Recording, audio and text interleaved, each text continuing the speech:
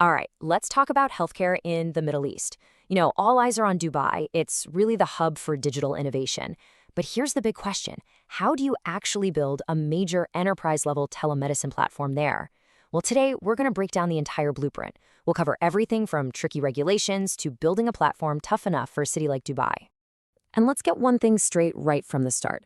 This isn't just about bolting on a new feature to your website. We're talking about a massive, strategic decision. For any hospital, healthcare group, or investor in the UAE, this is a move that will literally define their future in this incredibly fast-moving market. So here's how we're going to tackle this. First, we'll look at why Dubai is the place to be for digital health right now. Then, we'll dive into the 4 essential phases of actually building this thing, from the legal stuff all the way to launch. And finally, we'll talk about the massive payoff, that strategic edge you get. Ready? Let's get into it. So why the big push in Dubai right now? Honestly, it's like a perfect storm. You've got the Dubai Health Authority laying out a clear regulatory path. You've got top-tier hospitals and, let's be real, a population that does everything on their phones. It all means that telemedicine has gone from a cool, nice-to-have to a basic expectation. It's just how people expect to get their healthcare now. All right, let's jump into phase 1. And I'm telling you, this might be the most important part of the entire process.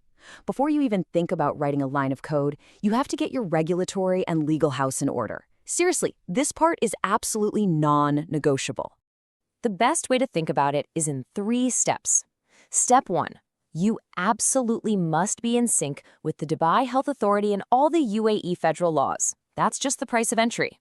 Step 2, you need to figure out where your data is going to be stored. And step 3, and listen up because this one's crucial, you have to bake all of these compliance rules right into the architecture of the platform from day 1. And that second point leads to a really big decision: data residency. Look, if you want to stay compliant, and just as important, if you want patients to trust you, then hosting their sensitive health data physically inside the UAE, that's the gold standard. This isn't just some minor detail, it's a fundamental choice that shapes the entire project. Okay, so once you've got the rules of the game figured out, you need to ask yourself some really basic strategic questions. What are we actually building here? Is it for one hospital or a whole network?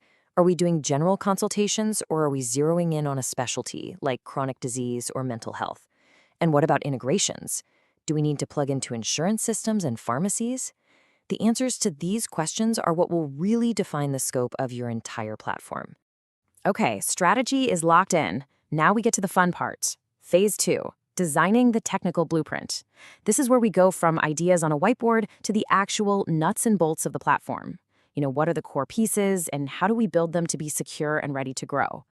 So when you think about an enterprise-grade platform, remember, it's so much more than just a video chat app. It's a whole ecosystem. You need all of these pieces working together perfectly, from patient onboarding and scheduling all the way to e-prescriptions and payments. It has to be a smooth, seamless journey. So how in the world do you build something with so many moving parts? Well, the modern way to do it is with what's called a microservices architecture. The best analogy is Legos. Instead of building with one huge chunk of clay, you build with individual bricks. Each part, the video, the scheduling, the payments, is its own little service. What's so great about that? Well, if you get a huge spike in video calls, you can just add more power to that one brick without touching anything else. It's way more efficient and a heck of a lot more stable.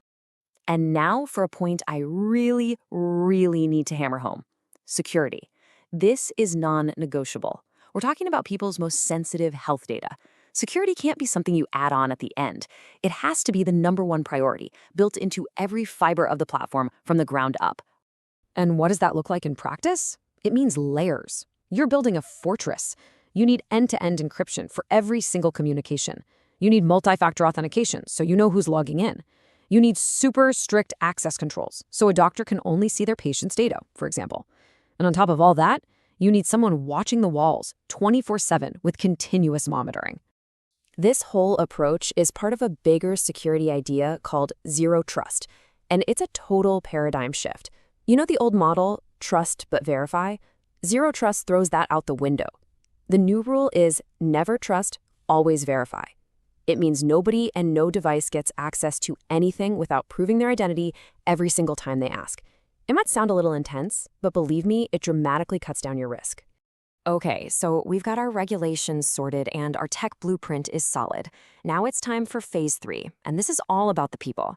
We're talking about the patients and the doctors who will be using this every day, and of course, making sure the whole thing doesn't crash when things get busy. You've really got two sides to this coin, two main users who want totally different things. On one side, you have the patients. In a melting pot like Dubai, that means you need multilingual options, an interface that feels culturally appropriate, and great accessibility. Then, on the other side, you have the clinicians. For them, it's all about one thing, efficiency. They need to get to patient histories in a click, and the system has to make their lives easier, not give them more paperwork. A great platform has to nail it for both. And here's where things get really exciting. You can start weaving in AI to give the platform some superpowers.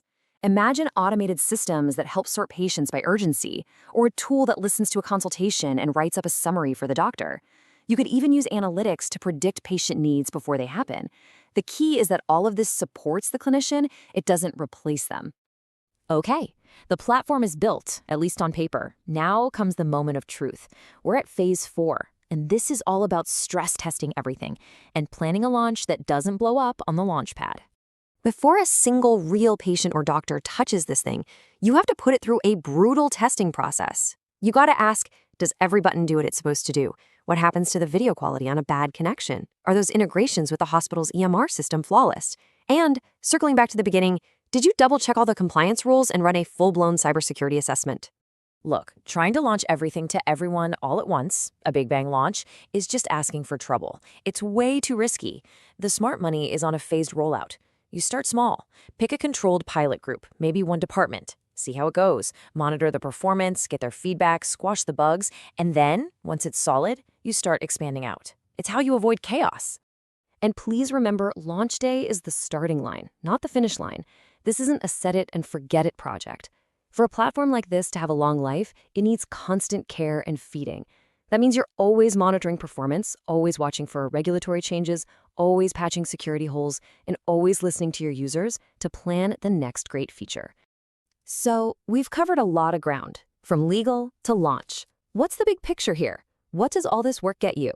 It's simple, a real, lasting, strategic advantage. If you remember just one thing from all of this, make it this. Success here isn't about one killer feature. It's about balance. You have to nail all of it. The tough regulations, the ironclad security, the seamless integrations, and a user experience that makes life better for both patients and clinicians. It's a balancing act. And the final takeaway here is pretty clear. This isn't just about building a piece of software. An organization that gets this right, that can pull all these complex threads together, they're not just launching an app. They are planting a flag and declaring themselves a leader in the future of healthcare for the entire region. The only question left is, are you ready to do it the right way?